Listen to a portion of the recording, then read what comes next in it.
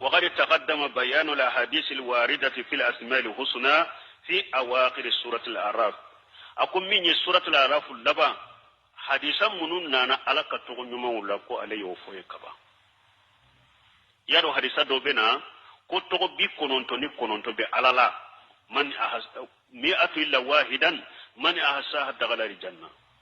كتغو بي كنونتو بي على كتغو كمي كلين تالا koni mogo min nyu u do u jate ku do ku durusiki do nar janna kono uta ko len chogola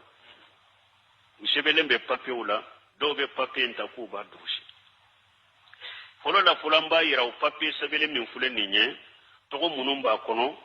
hadisa sahle mana u to ko la kabo ci dem bolo doni ke bawo de yu to mo qur'ana aya uni hadisa wala ku faranyo nga ci den ka hadisa tele fulanna alaka to da mo sita do ni ala kelen pewte mosita do ni ala kelen pewte abe wa duwula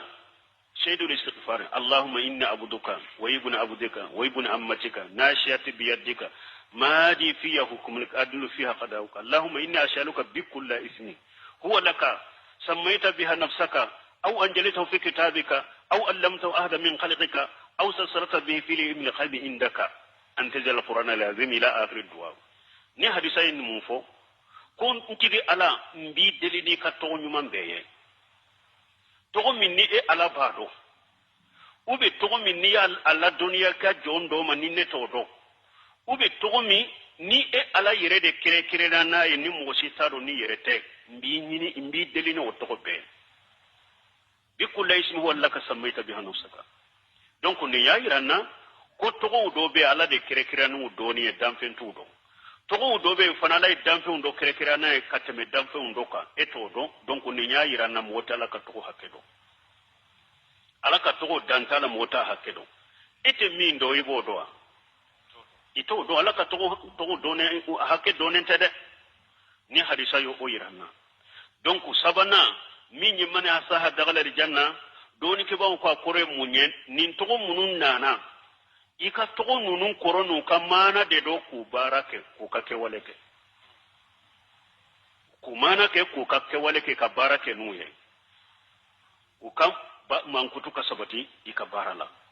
mana ni ako kafuru e ka ke moye ni be ya famu goma na ko saburu e ka ke moye ni sabalelo na ko alimu e ka ke moye ka doni nyuma nyine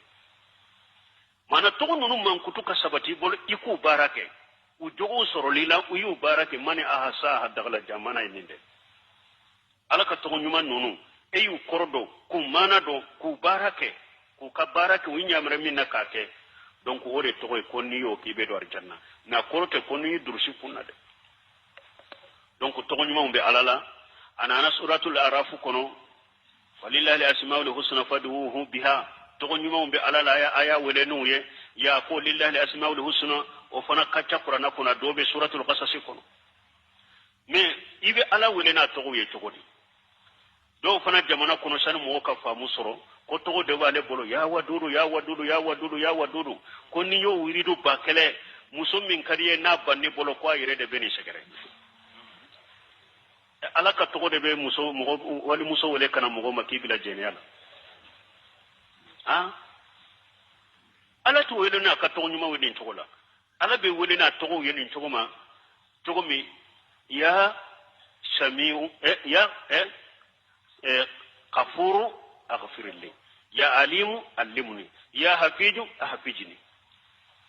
mana ni ba fe ka ala wele kimma ko min nyine ala ka ni ala ka togo min bole ndo ibo togo bila alquran folo ni be ya fari nyine ya famma sa ya famma ni be doni de nyine doni e masa ika doni dinema ni be tangade nyini masammin tangale ndo ikin tanga ya ghafuru aghfir li ya alimu allimuni ya hafij ahfidni ibe ala delena to yenin chodela me iridu kote koy katasudi koy be iridu kote de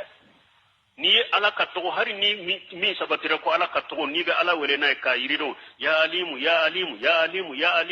ni nye fule ka wele lideke ya alimu kamunke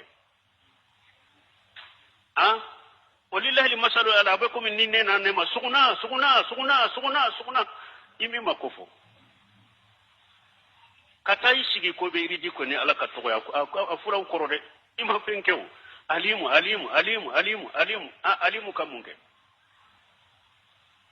donc wala te wele ni togo ni yiridu yede ala be wele ni togo ye ima ko be min na ala bolo ni aka togo min bole no ika togo imbila o ko nye folo ala be wele na ka togo nyuma ni togo de وهل أتاك